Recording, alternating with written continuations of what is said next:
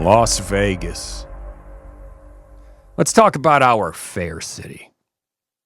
I've lived in Las Vegas since 1991. The past 33 years have brought me my fair share of ups and downs, some of the same ups and downs you'd find in any other city. But there are plenty of memories that could have only happened in our city of sin. From my mom catching me red-handed, ditching school in 1997 to ride the Manhattan Express at the brand new New York casino, to the dozens of bars I stumbled out of at 6 a.m. because we don't have last call in this town. We need the sun to say, "You've had enough, buddy. Why don't you head on home and sleep it off?" These moments shaped me into the rebel I thought I was, into the hypocrite I am now, and it will shape me into the father I want to be.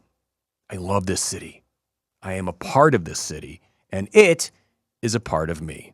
And just like all of us, Las Vegas also changes and grows and evolves. It's part of our culture. There's always something new and shiny that pops up to grab our attention. New hotels, shopping plazas, and sports franchises have completely changed the landscape. We now have NFL, WNBA, and NHL teams that have given us something to rally around, specifically our Vegas Golden Knights. We all remember the tragedy that took place in 2017, but we also remember the Knights going all the way to the Stanley Cup Finals in their inaugural year. That tiny bit of magic didn't take the pain away, but it did provide us with hope.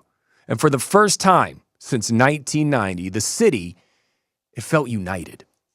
And if the Knights were ever taken away from us, I would hate the owners.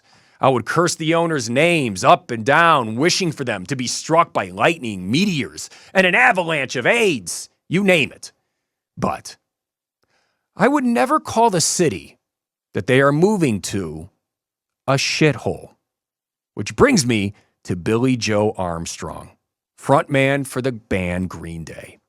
You see, Billy is from the Bay Area, and he wasn't too happy to see the Raiders move here, but he's really not happy about the A's moving here. Recently, Green Day were playing a show at Giant Stadium, and he went off on a tirade blasting A's ownership, but then he blasted your town, my town, our town. Billy Joe Armstrong said he hated Las Vegas and that we were the biggest shithole in America. This upsets me because Vegas has always embraced Green Day since the early 90s. We've always shown them love. But this behavior makes sense, coming from a 52-year-old so-called punk rocker who knows he's a fraud. He knows good and damn well that he hasn't been punk rock for over 20 years, and it kills him. He knows the last 4 or 5 albums weren't art. They were paint-by-number garbage that he put out just to stay relevant. Punk rock is an art form that is filled with passion, that gives a voice to the downtrodden and overlooked. That's why they get the tattoos, the Liberty Spike haircuts, and wild piercings. It's just another way to say, "Look at me!" But don't judge me, even though I'm judging you.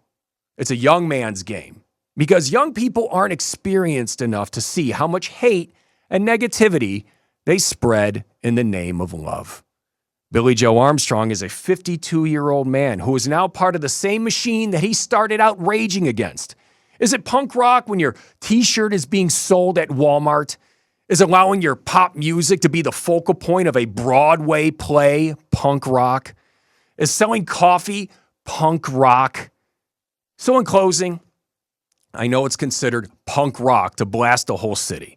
But when you do it at age 52, in front of thousands of other 52-year-old people, you're not punk. You're just old and bitter and have to resort to making inflammatory statements to get the people talking instead of relying on the music that you stopped caring about years ago. This one's for you, Billy.